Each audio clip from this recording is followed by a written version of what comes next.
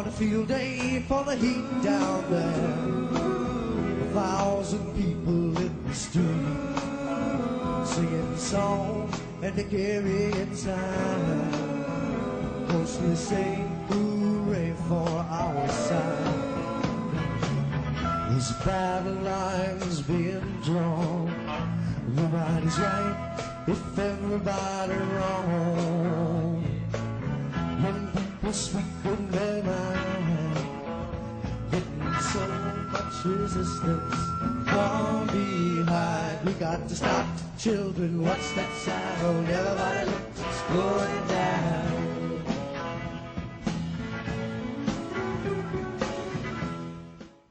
Hello, everyone. This is Lauren Steiner. Welcome to tonight's edition of The Robust Opposition. I'm really proud to have as my guest tonight, Matt Orfalea, who created the viral video called Rising Up that landed him a job on the Bernie Sanders campaign that he had to resign the same day he announced he got the job. Rising Up about Bernie Sanders contrasts Bernie's portrayal by the mainstream corporate media with Bernie's actual record. It was a huge sensation. It's gotten over 10 million views in all the places that it's aired. And I'm just so happy to have Matt on my show tonight. How you doing, Matt? Good. Nice to see you, Lauren. Yeah, good to see you. I wish it could be under some better circumstances. Absolutely, yeah. I've been Facebook friends with Matt ever since 2016. And I first became a fan of his because he did a whole bunch of rap videos for Bernie in the 2016 campaign. To the Bernie Bongo, talk with your hands, represent the people, wanna punch Donald Trump in his big pie hole. To the Bernie Bongo, like a bald eagle, Bernie march for civil liberties with Dr. King. So, to the Bernie Bongo, like Ryan Gosling, wealth inequality and greed are becoming obscene. Even Hillary Clinton is a bot makes on Wall Street, but Bernie doesn't take that corporate money. So do the Bernie Bongo like the red hot chilies. Won't talk smack, but he packs a punch. No super back, cause he's not corrupt. All you dumb punches who say Hillary won this. Do the Bernie Bongo because Bernie just begun this. So why don't you tell us a little bit about your background and also what got you interested in Bernie Sanders? Well, my background in video, it all started one study hall in high school. I was introduced to the iMovie software, and for the first time, the time just passed in study hall, and I was having so much fun, and I just noticed, it just occurred to me at one point, I was like, oh my God, I am in school, and I'm really enjoying myself. And so that kind of just put me on a path. Like I went to college to keep doing film stuff, study video, film, and after film school, did some reality TV stuff, eventually had some overuse injuries, had to take a break from that. Didn't want to stop making videos though.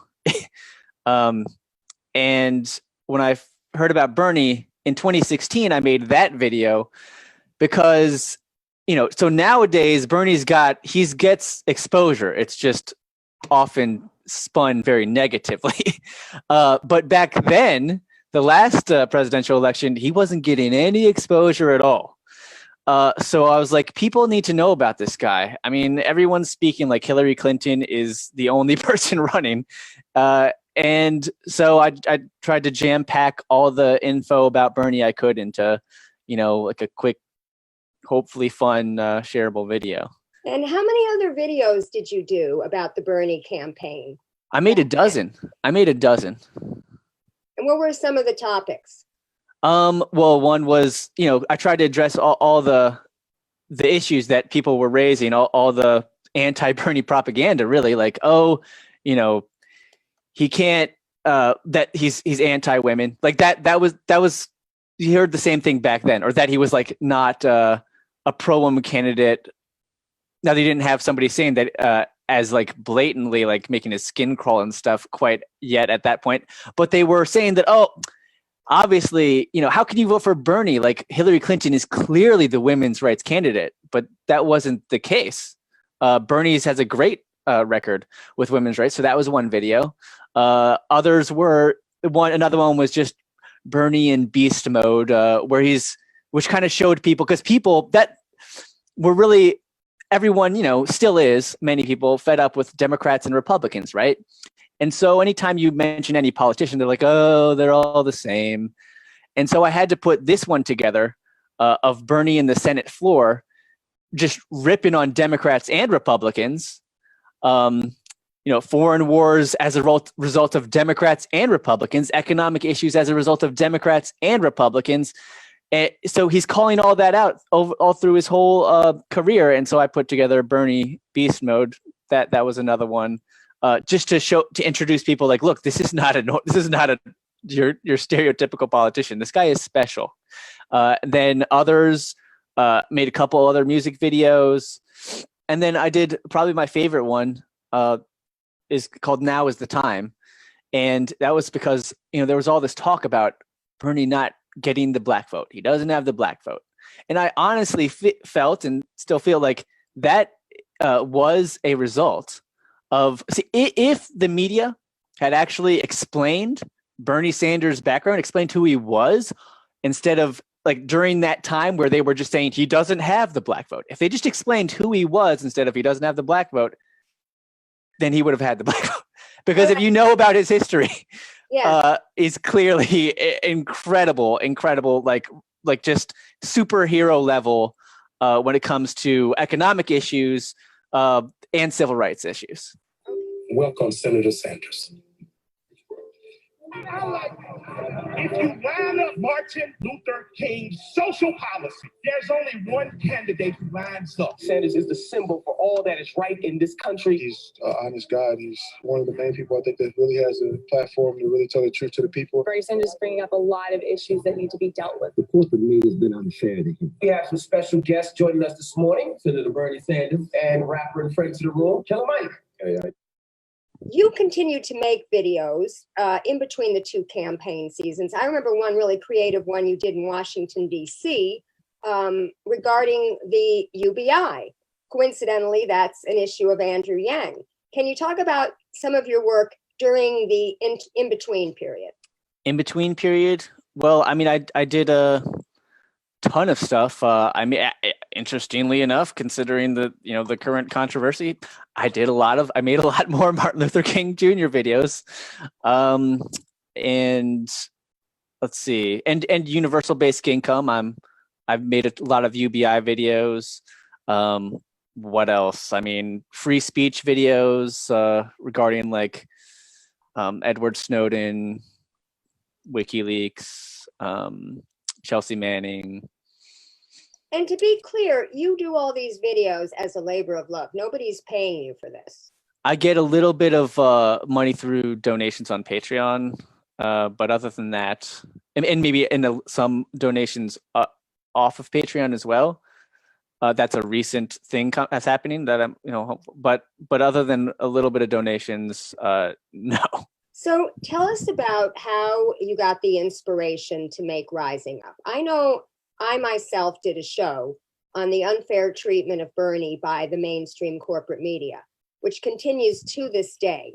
I mean, I'm wearing my AOC shirt here, AOC in LA, because we activists organized an event for her when she came to Los Angeles last year.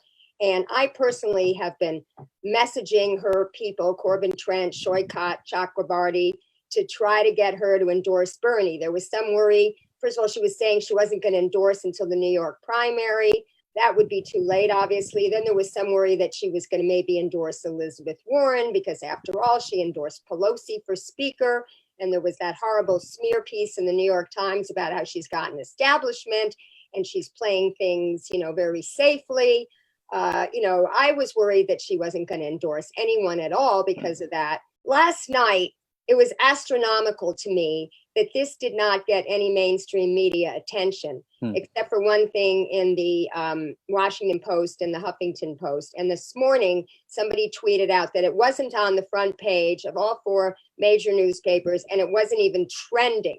And people were urging people to contact Jack over at Twitter to get some transparency about your algorithms. Yeah. We should reissue that hashtag, Bernie Blackout. So you obviously felt similar and you made that video. What made you decide to make that and what went into it? I'm curious how long it took. It took me 3 weeks.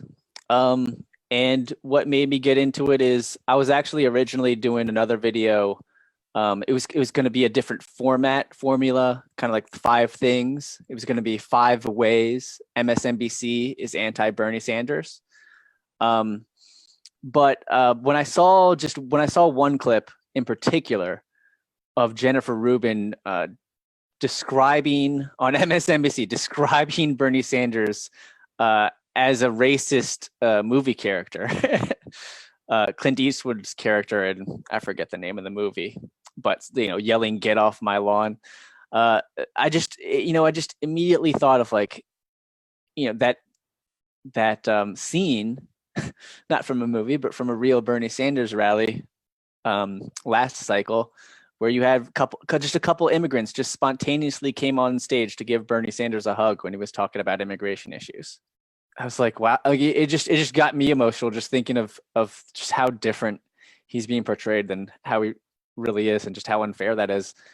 And it's just shocking to me that even after running for president, last time, people are still so misinformed about him. So anyway, that was my inspiration for this one. I like to point out that I couldn't have put that together if it wasn't for all the work that other independent YouTubers and just regular Twitter accounts do documenting all this MSNBC BS. Because if I hadn't been exposed to a lot of those clips, I couldn't have got the idea. And then it was also after digging for the original sources for all those, and I could look at the entire episodes and such, and I found even more of these ridiculous bites, and so that's how it came together. So then Sean King got a hold of it and he tweeted it out, and that's probably when it started to go viral. And how did it come about that you got the offer from the Sanders campaign? I know I sent it to one of the people who's a Facebook friend of mine who's on the Bernie Sanders video team. He got annoyed with me because I kept sending him messages that the audio in some of these videos is too loud. They like to play music under the videos, and sometimes it's too loud and you can't hear what the person is saying. So he said, stop bugging me about that. I didn't edit that one, or stop tagging me in these things. So I said, well, can I share with you if I see a good independent video that maybe the campaign should amplify? And he says, sure. So then I contacted him and said, have you seen this one? And he said, oh yeah, somebody's brought that to my attention. We're going to be contacting him. That's awesome. Yeah. I mean, I did hear from the campaign. The campaign reached out to me, and we set up a meeting in the HQ the next day, and they offered me a job. As soon as you said you got the job, this Mendoza person, her name is M. Mendoza Ferrer, and she started on October 13th, which was the Sunday. Here is Orfalea's rap video where he proclaims Hillary Clinton and Trump to be no different in 2016. Note the S&M model he plasters Hillary's face onto. Then she shows the video. Then she goes, I'm going to just read her whole series of tweets here because I didn't want to discuss them. Matt Orfalea really likes to use the word retarded. He even defends it. Sexist and vile imagery used to describe gay rights and abortion, hanger included. Why did you hire him, Bernie Sanders? And he shows your video, I'm running for president, Orf 2020. Then Matt Orfalea made the most offensive video about Martin Luther King Jr. I have ever seen. It's vile, repugnant, racist. Bernie Sanders just hired him as a member of his video team. And that's when she posts your MLK's famous I have a wet dream speech. And we're going to be showing all these videos for you viewers. Well, not all of them, but a couple of them. Matt Orfalea made this for laughs. Warning, video is vile and offensive. Did Bernie Sanders find it funny? Did David Sirota? Did Bree Joy? They hired him. CC Bernice King. That's MLK's daughter. Then, somehow I don't think the Clinton team would ever hire trash like this. Par for the course with Bernie. And then she tagged Clinton's staffers. Disturbing to learn the Bernie Sanders campaign is doubling down on their hire of Matt Orfalea and not firing him after learning about his repugnant videos. And then she tweets out something from Axios and Alexi McCammond, who wrote, a Sanders campaign aide told me of Matt Orfalea's past video work, quote, His views don't reflect the senator, and going forward, he understands he's part of a campaign team that will respect Bernie's values. Then she writes, also, Matt Orfalea has changed his original description attached to the YouTube video, stating that he stands by everything in it. Oh God, that was, it just kills me how it's just blatant lies on every level. But go ahead, Lauren. Okay, we're almost done. Shame on Bernie Sanders for keeping someone on staff who created these vile videos, but who also can't apologize for how offensive they are now. Then she writes, I wrote this thread after I was in Twitter jail for reporting on Matt's offensive work. Good. It has clips of anti-Semitic work he did, a clip showing his use of a hanger to explain why he isn't pro-abortion. And we have to talk about that because I didn't see that. Okay. And other sexist imagery in his videos. Now I'm done. Oh, she's not done because she then writes, the clone, oh no, this was earlier. The clones are gay is another one where Matt labels himself retarded. Clones are gay? And that's the extent of it. So this is a person who, I remember her from prior to this whole brouhaha with you. Her whole Twitter account is composed of Bernie hating posts. I don't think she's a real person. I think she's a David Brock troll, but go on. What were you going to say? All right. I mean, hopefully I didn't miss any. I mean, there was she just spit them out rapid fire. And I mean, obviously they do that on purpose so that you're kind of scrambling to respond to all of them. So the first one you mentioned was, that I made a video equating Trump to saying that there's no difference between Donald Trump and Hillary Clinton. That's 100% false. She's referring to a video I made, a music video that did point out all the similarities between Donald Trump and Hillary Clinton. But I began the whole video by saying, sure, there are differences between Trump and Hillary. And then I went into, but don't you see all the similarities? And I point out all the similarities. And then at the end, I reiterated again. I say, just like I said at the beginning of this video, sure, there are differences. And you should probably vote on those differences, especially if you're in a swing state.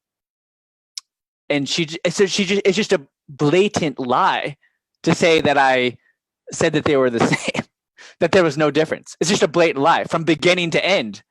Okay, so next up, she's on me for Hillary Clinton, and I say she. I don't know if she's a real person or not, but her profile seems to be a she. Okay, so she gets on me for putting Hillary Clinton in stripper clothing. Well, I did not single out Hillary Clinton for that.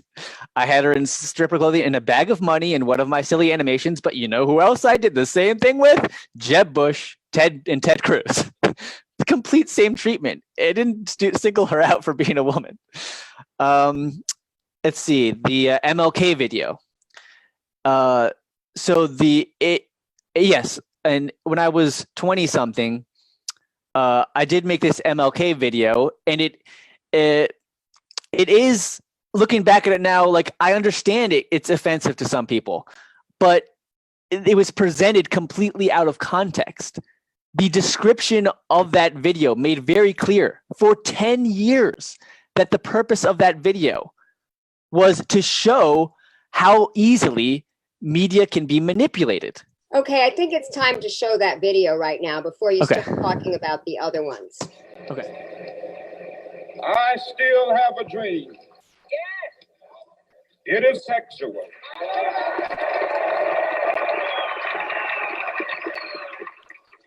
I have a dream to engage in sex, to take drugs, to take my cock in Miss South Carolina's country.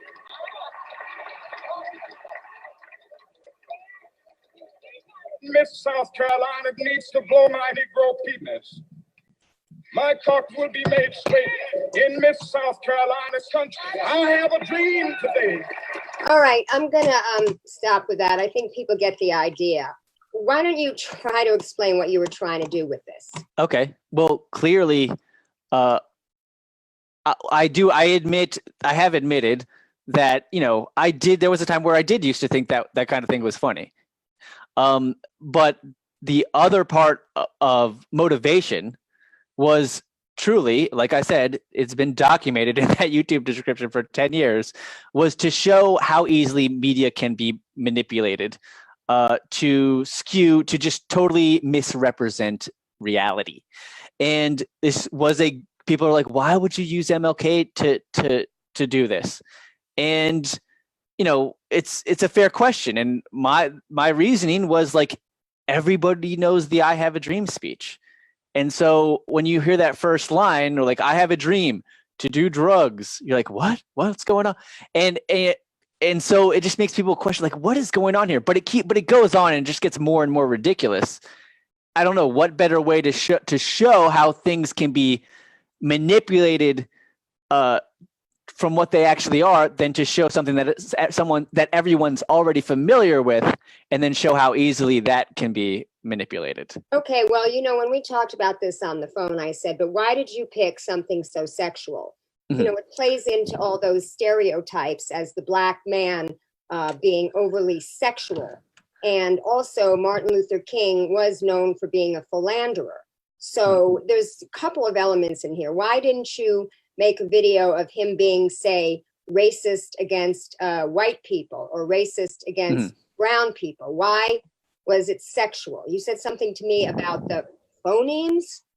Phonemes. Well, yeah, I mean, honestly, I didn't put that much thought into it. I wasn't trying to so I just worked with the phonemes that I had, and phonemes are basically the little sound bites, like syllable sound bites, like ness, like ooh, like just phonemes. So every little sound bite. So, and honestly, my thought didn't go much past, like, I heard happiness.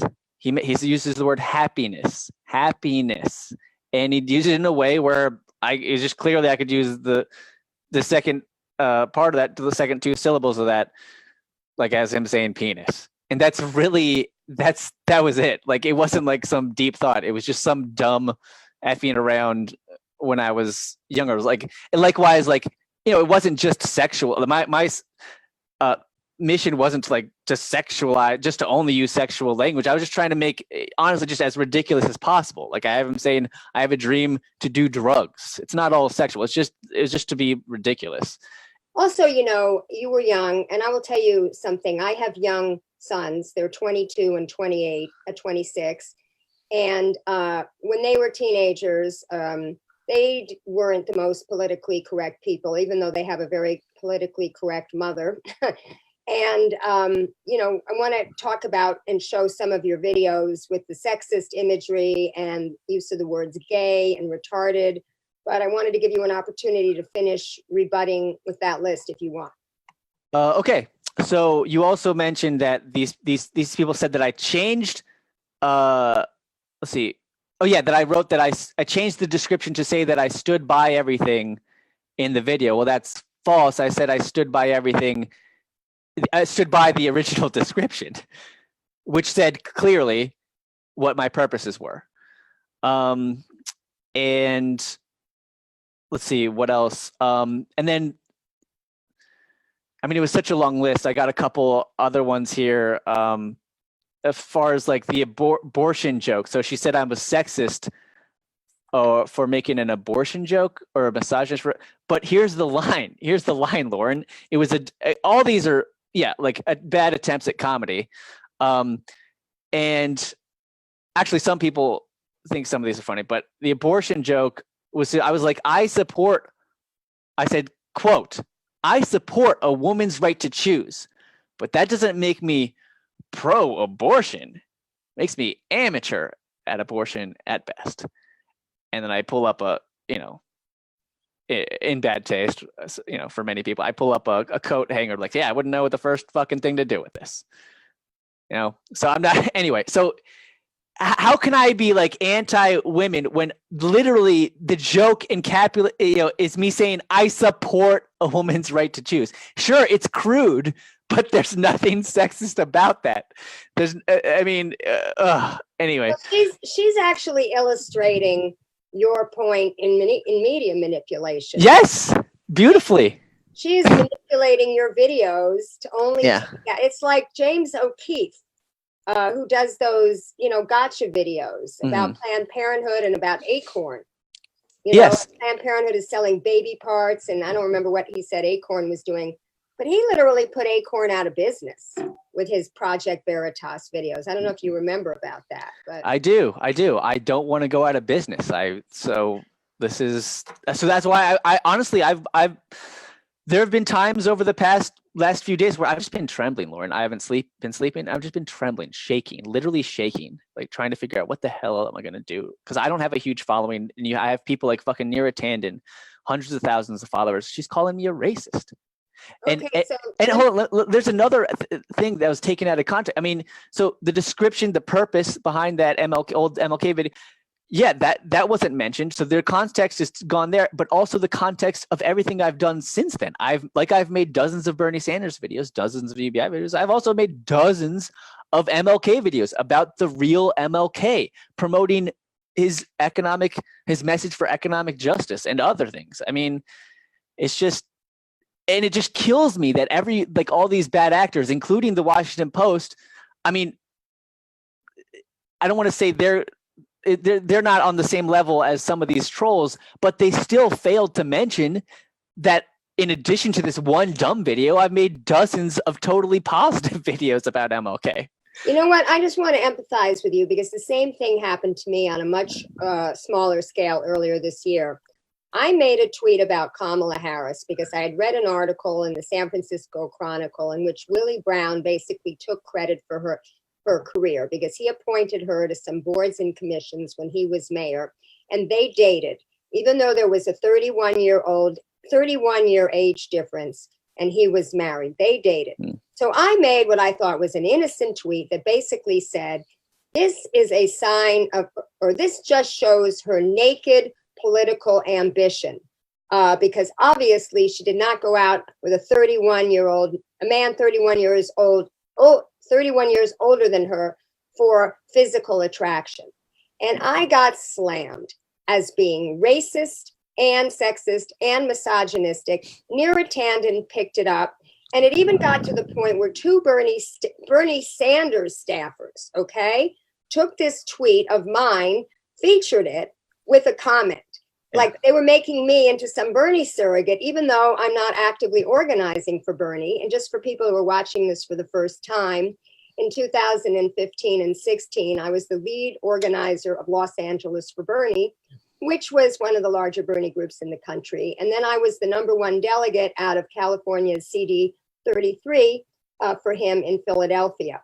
So I was very involved with the Bernie campaign. And I did appear on CNN International, not as a surrogate for the campaign, but just somebody knew that I was running LA for Bernie, and they wanted someone to speak about Gloria Steinem's comments about, young women are going for Bernie because that's where the boys are. So I was on CNN, and I think I did a great job. And I was hoping that the campaign would consider using me as a surrogate, but alas, it did not happen.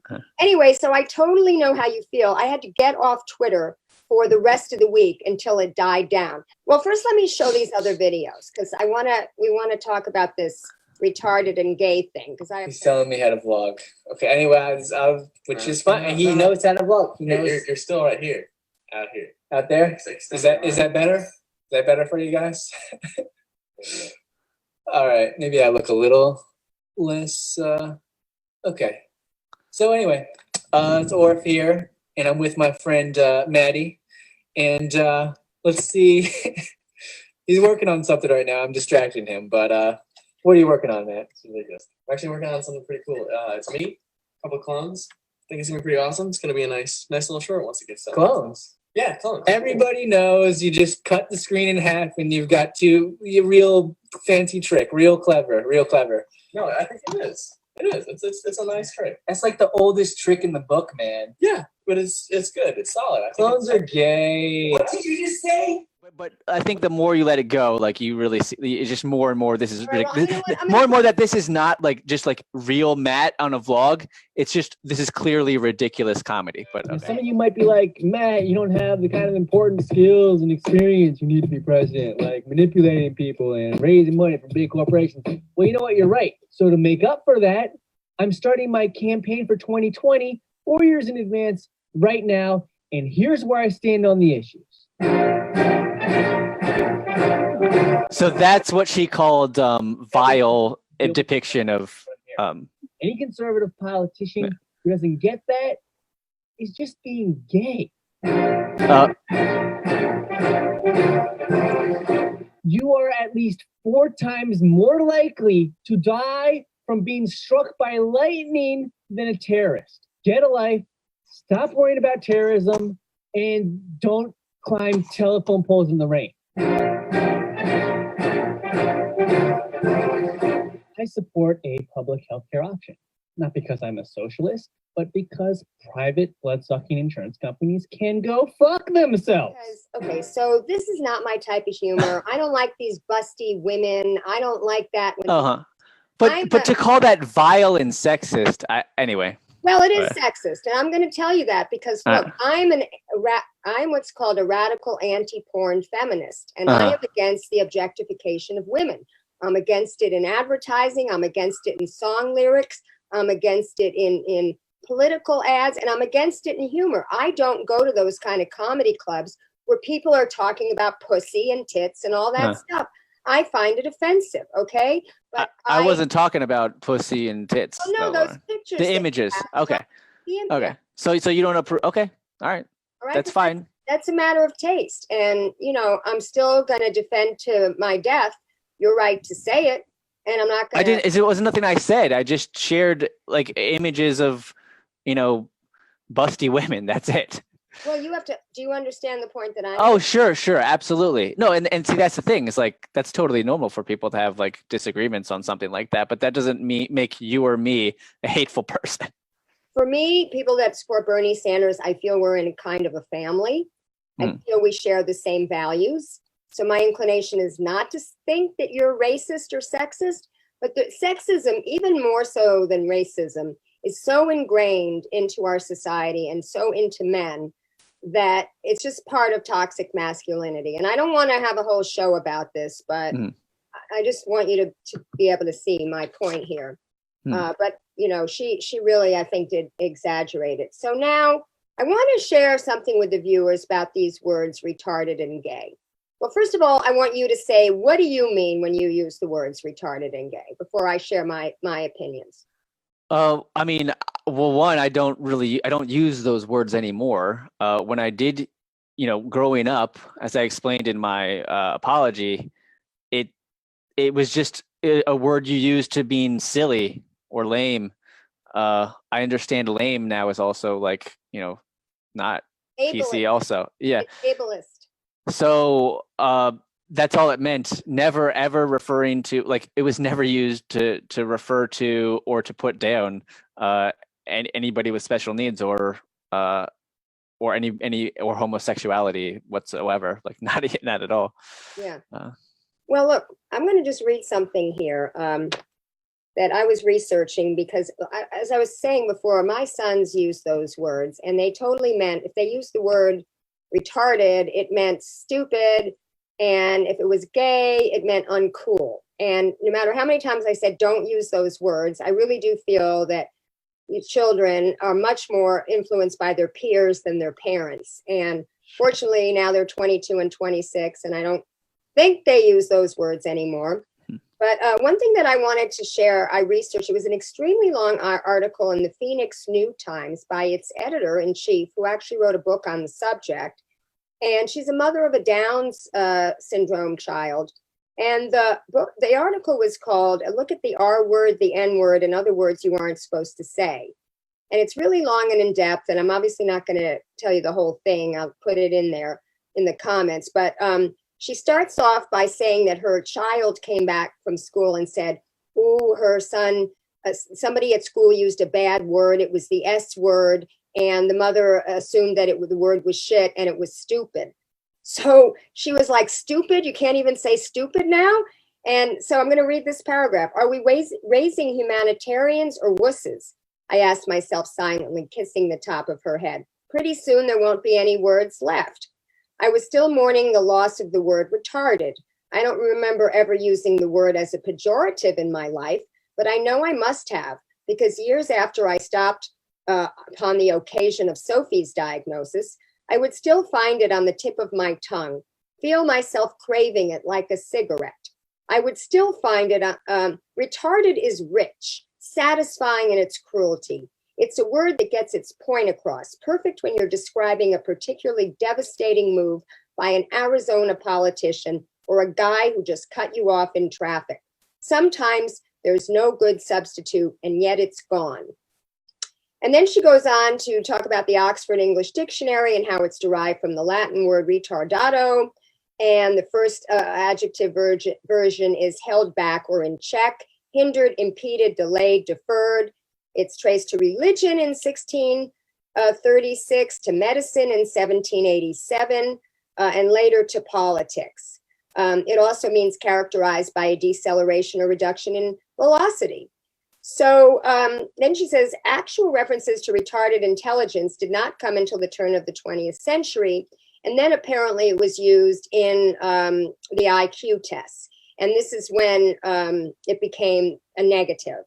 So I'm going to read another paragraph here. As noted above, the terms idiot and imbecile, because those were also used, are no longer formally used, but mental retardation remained an acceptable medical term until very recently. While I immediately struck the terms retard and retarded as slurs from my vocabulary, in my earlier work about Sophie, and that's her daughter, remember, I routinely used mentally retarded to describe her medical condition. When I first heard noise about officially switching the accepted term from mentally retarded to intellectually disabled or cognitively disabled, I balked. I thought the Arizona legislature's time and money could be better spent creating and funding programs for these often neglected people rather than debating what to call them. And I actually liked and continue to like the term mentally retarded. I think it does a better job than the others of describing what the situation is. In some ways, Sophie is slower than the rest of us in our house. I can live with that more easily than intellectually disabled. I don't like that word. Okay, so there you go. You have a mother who's an editor-in-chief of a publication basically saying she's fine with the word. And yet you use the word and all of a sudden it means that you're prejudiced against mentally disabled people. Yeah. And I mean, like I said in the article, like nothing could be further from the truth. I live happily with my adult special needs younger brother. I've never had ever had any prejudice towards people with special needs. It's disturbing that that's like how I'm being presented now, like as somebody who's prejudiced towards people with special needs. I mean, honestly, I'm taking your word here. I think this woman has weaponized this against you.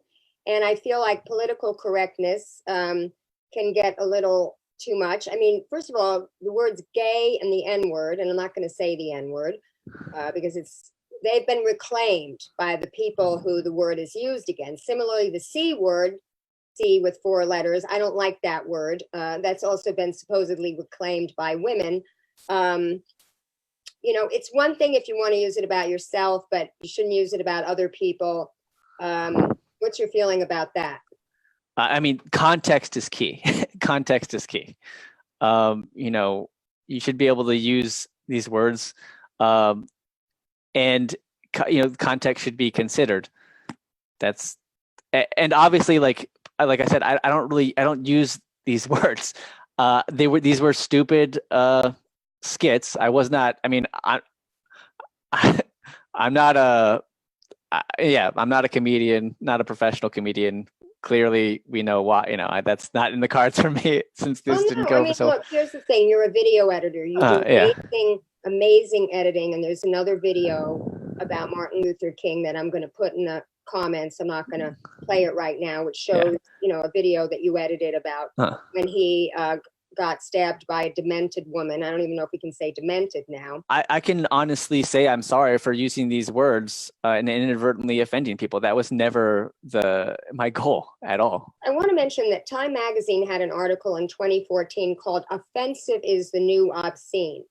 Now, people who are younger than me may not, and he was sort of before my time too, but may not remember the comedian Lenny Bruce, who actually served time in jail for obscenity charges. And actually, people who are watching The Marvelous Mrs. Maisel on Prime Video will know about Lenny Bruce, because he plays very important role, I think, in the second season. But anyway, in December 1964, he was sentenced to 4 months in a workhouse for the set he did in a New York comedy club that included a bit about Eleanor Roosevelt's nice tits, another about how men would like to come in a chicken, and other scatological and overly sexual humor. And I have a little bit of a clip, it's just the audio now, from a... We're at the party now, and Eric being colored, he would be a musician. There are very few integrated parties, which does not make people who do not have colored people at the parties bigoted, because you don't know colored people to invite them as props as Crow Jim.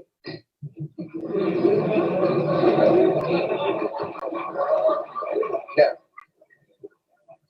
parties and swing, and the humor comes from the now becoming obscure white person's concept of how do you relax colored people at parties. And in the bit, I play the white guy.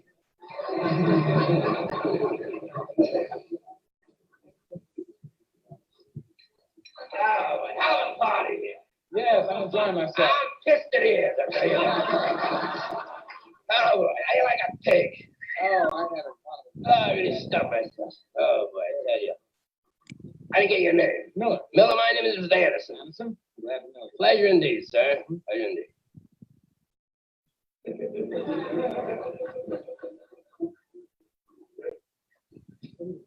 You know, that Joe Louis was a hell of a fighter. Yeah, you can say that again, Joe. Credit your age. Don't you forget it, you son of a gun. Well, thank you very much. That's perfect, all right. Here's the Bojangles. Yeah, here's the Bojangles. Yeah. I used to watch them on the television all the time, man. Them show people are all right. I guess you know a lot of people in the show business, huh? Yeah, quite a few in my travels. What the hell is that? I'm bad on names. Aunt Jemima. No, I don't know Aunt Jemima. What the hell is that guy? You know that guy in a cream of wheat box?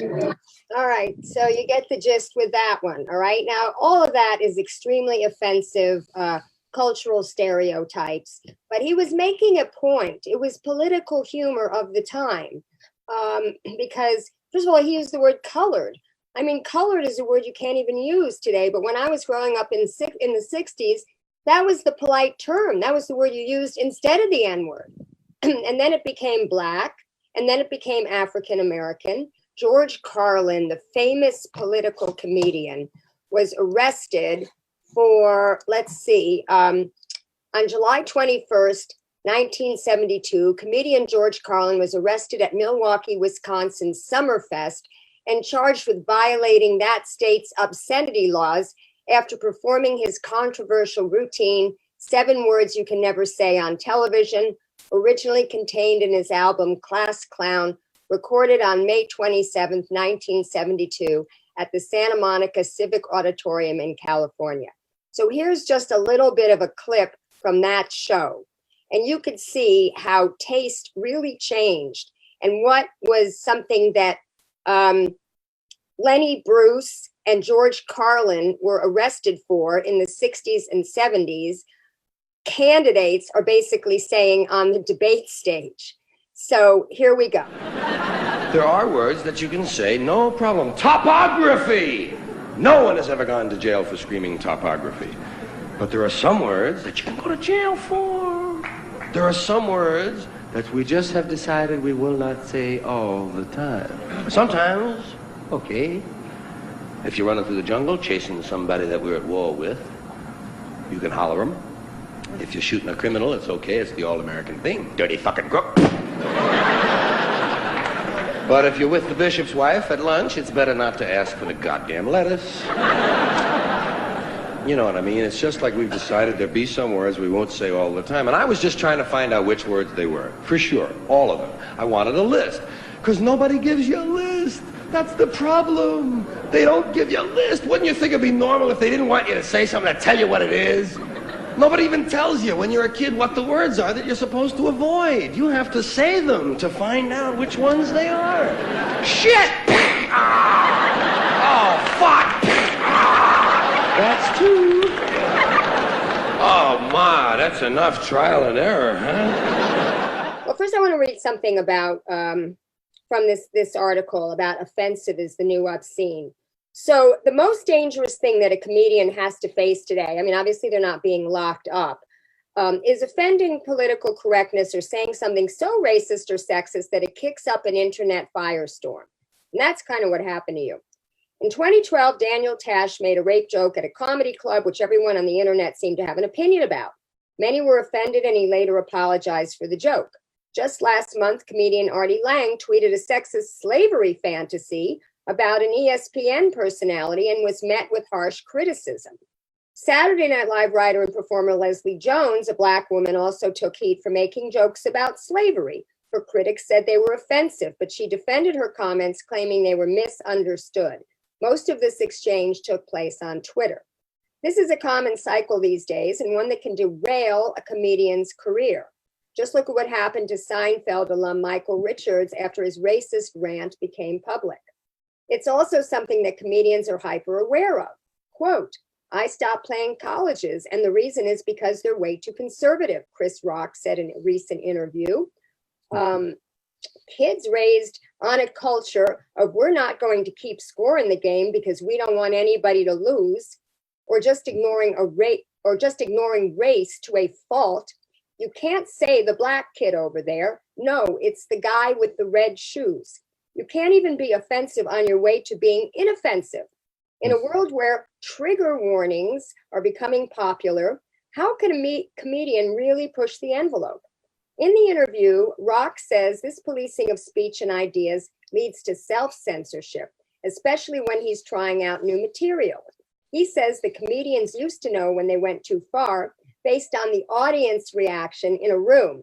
Now they know they've gone too far based on the reaction of everyone with an internet connection. Now the slightest step over the line could land a comedian not in the slammer, but in a position like Bill Maher's, where students demanded that he not be able to speak at Berkeley because of statements he made about Muslims. What are your thoughts about that? I mean, I agree with Chris Rock that it's this counterculture is a problem. It can definitely go too far, and there's, I mean, it's a real problem, and I'm just kind of experiencing that for the first time myself and recognizing it, like how bad it is. I mean, I've never ever been one of the people that, you know, is in support of this kind of censorship, that you can never say this, you can never say that. If you never said this, that you should be burnt at the stake. I've never been that kind of person. But just, you know, this new experience is just showed me like how big a deal this really is. And you know what's interesting too, because I always defended Milo's freedom of speech, for him to speak at Berkeley, because I have, I started in journalism, was my first career back when I got out of college in 1979. And I was working as an intern in a newsroom the summer before when the Nazis wanted to march in Skokie, Illinois. And Skokie, Illinois was the home of a lot of Holocaust survivors. And a lot of people were saying that they shouldn't march because they would incite violence, because, you know, incitement to violence, like shouting fire in a crowded theater, is not a protected form of speech. But it was the ACLU's opinion, and I agreed with it, that they should march, that suppressing speech is the worst thing you can do.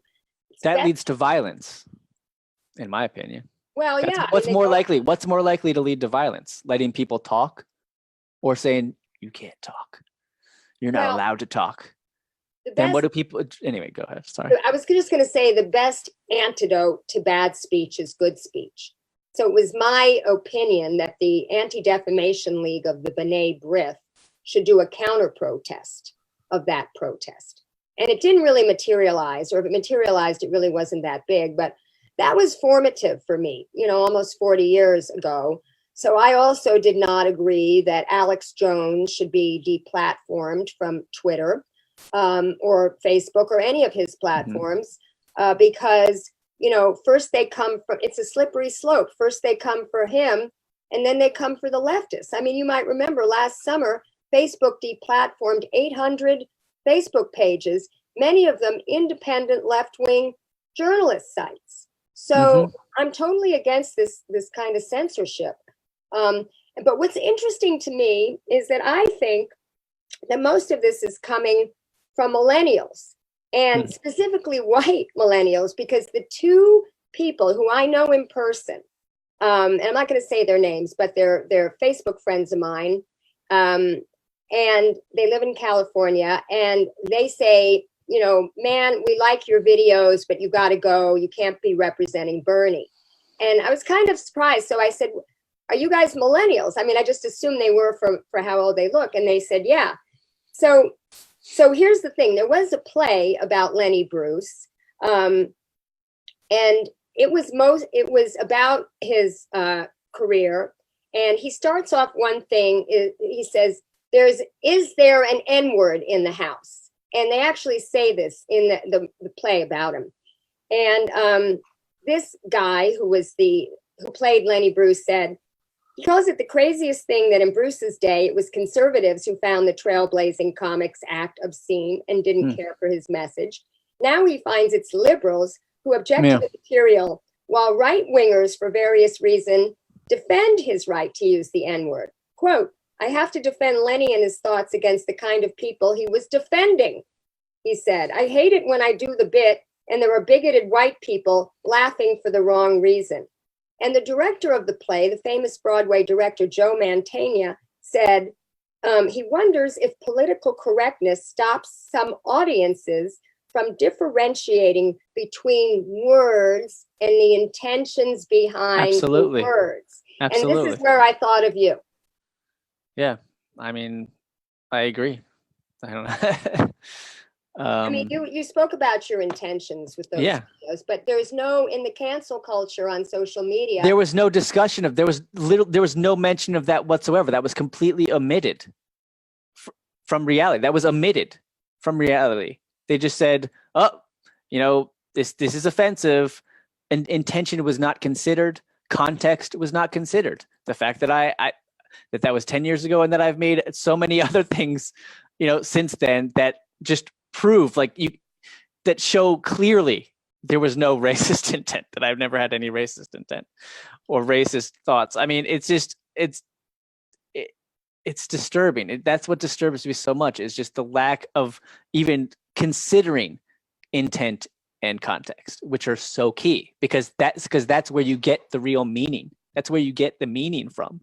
Let's talk about the resignation. How did that come about? Well, I was responding to some of these Twitter trolls and what I thought, you know, was just the best way to do it, just calmly, composed, just, you know, saying like, why won't you share, you know, these videos about MLK that I've made? Do these videos offend you? The ones that are actually about the real MLK? Anyway, the campaign, you know, they got wind of, you know, these attacks going out against me, and they were very concerned. And I was like, yep, no, I'm on it. I'm putting together a response. I'm trying to respond. I mean, we're all, scary to me, but they were even more scared, panicked, rushed, and that made me infinitely more panicked and rushed myself. And so rushed. What I said, hey, let me, just please let me, how about this? How about I just respond to all these things? And then we take the time to look at, like, is this really so bad? And then we make a decision, you know, where we go from here. But it was so rushed that we never even got to do that. In fact, my, even before I finished my response, it was leaked to the press and published. So even before it was finished, complete. So in my draft where I said that I was stepping down, that had already been published, where I had planned to, this was a draft, and I wanted to show it to the campaign and then together go through it and say, like, I wanted to see, like, is this really so bad? Like, just look how they're taking things out of context and everything. But we never even got to that point because it was so panicked and rushed. If you only sent it to the campaign and it was leaked to the press, then the campaign leaked it to the press. I know. So in my opinion about this is that it was handled in too much of a rush job. They should, you always need to take a beat when they do something like that, because one of the things that Mendoza talked about was that they stood by you and they said that your views didn't represent Bernie's views. And then the next thing, apparently the comment that this Axios reporter said is, well, we've accepted his resignation. We weren't finished with the vetting process. And by them saying that, it makes them look bad, like to give someone a job offer before they were fully vetting. I don't believe that's the case, that they weren't finished with the vetting process. I don't think they did the vetting process well enough. It's kind of Bush League for them to just throw you under the bus like that, in my opinion. And I would like the final segment of this show, I want to talk about why is it that only the Bernie Sanders campaign is forced to apologize or fire their supporters or, staffers that have either tweets or videos that are maybe questionable. Do you have any thoughts on that? Well, I think it was totally rushed. Like I said, panicked. That was the big problem. They're like, we got 3, people in the press, they're demanding a comment. I'm like, and in retrospect, I'm like, why? I mean, you don't have to give them a comment. You don't have to leak my stuff to them for a comment just because they ask for it. Like, we could have just taken some time and done this better, I thought. But just to describe like how concerned they were, though, is the press was telling them that this could be a debate question, even that this could have been brought up in the debate. So they were, my God, yeah. So that's the level of concern they were. I mean, personally, I think like perhaps this could have been used to the Bernie campaign's benefit, considering in the same way that the Rise Up video did, because that exposed like unfair attacks at Bernie. And I really do believe this is an unfair attack at me, but certainly at the Bernie Sanders campaign. So I just feel like I just don't think it would have been so bad. I thought it would have good strategy to take the time and just point out how ridiculous these attacks are, instead of and I told you, I've honestly had more people complaining to me about about apologizing to these people who are so clearly insincere than I've had about people upset with the offensiveness of some of my older videos. So that's been interesting to me. I mean, I was happy to step down because I do want to. I mean, obviously it's upsetting because I work alone. Can be lonely. It's not easy. I don't have any resources to work with. Like if I was working with a team, I would have had, I wouldn't have to spend a whole day myself, like searching for one little clip. Like it takes a long time. They have a library well organized. That would have been a huge benefit to me. Of course, I would have loved the salary. Of course, I would have loved having healthcare for the first time in many, many years. But really, the biggest thing to me was like it could have helped me make videos quicker and better. That was the biggest thing to me. And working as a team, like that's something I would enjoy. I don't experience that working alone. But nevertheless, I understood their concern. I understand their concern, and ultimately, I want the debate to be about the real issues. And would have been a distraction from the real issues.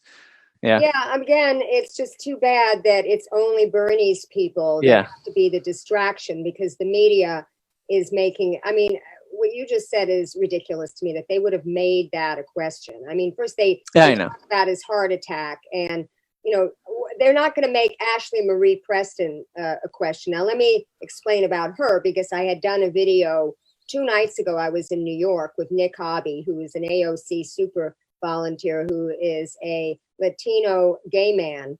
And we were talking about Ashley Marie Presence. I had seen a tweet about, a 3-part tweet about her being a surrogate for Warren and co-hosting TYT segments. At first, I thought she was paid. Now I found out she's not paid by TYT, but she is sitting there. She's not a guest. She seems to be like a co-host, and she's been on many shows. And they gave examples of how she takes the conversations and turns it around to Warren without disclosing that she's a Warren surrogate. And apparently she then started doing that after this was pointed out. But there was one thing about Bernie, and by the time she was done, it was all about Warren. Now, right after that, the exact same day this all happened with you on Sunday, all these tweets came out about her, 10 years ago. And I'm just going to read some of them. Fat Mexican piss blonde, Miss Piggy looking bitch was trying to be cute. I'm all about my cleavage popping out to her. You should be ashamed if you take abortion pills like Flintstone vitamins. Retweet Cubana Lust. Retweet Shakina Adams lying to a guy about being pregnant so you can get abortion money to buy a bag. I get so upset when slut bitches constantly get pregnant and munch away on abortion pills like Cheetos. Pregnancy is kind of a big deal. No, I don't see Mendoza tweeting this out. No, certainly not. Tweeting out your coat hanger. I'm going to send these to her and see what she thinks about them. Yeah. Here's some more. Here's some more racist ones. Retweet Niesh Monet. People in my past will stay there. Don't believe in rekindling, just like Mexicans don't believe in abortions. Don't have abortions. People spend thousands yearly trying to experience the miracle of a child. And there was some other racist and Asian ones that I don't even have here. I thought I got them all, but obviously there are more. I don't think my stuff's as bad as hers. It's like, obviously my stuff's offensive, but I wasn't threatening violence. I wasn't hating on anybody. It was clear I wasn't hating. You could only, people could only like spin it to be like, oh, I'm hating people just because I used a single words. But if you look at the context, there's no hate at all. With hers, clearly she's being hateful. And not only that, her tweets were in reaction to her everyday life. These were just spontaneous things that were coming out. There was one where she almost got hit by an Asian driver, and she made a big tweet about that. So it's like something happened to her in her daily life, and she was commenting on it. Yours were well thought out videos that were either trying to make a political point, like in the MLK one, or you were trying to be funny. And that is completely different. Yet she gets to make an apology, basically blaming it on her meth addiction and saying that she's had a lot of training and cultural competency, et cetera, and now she's a new person. And everybody talks about how wonderful she is. And it's all because she's this great representative for the trans community that we have to give her a huge pass. Even people on my Facebook feed did not like the fact that I made this video attacking her. And really, it wasn't to attack her. It was just to say that she should not be on TYT as long as she is a surrogate for the Warren campaign during primary season. It's one thing afterwards, she can come back and talk about LGBTQ issues after the campaign. But as long as she's on the Warren campaign, it's a real conflict of interest. And these are the types of things that Cenk always calls out in other media outlets like MSNBC and CNN. So I said that he should either fire her if she's getting paid or, stop having her on the air.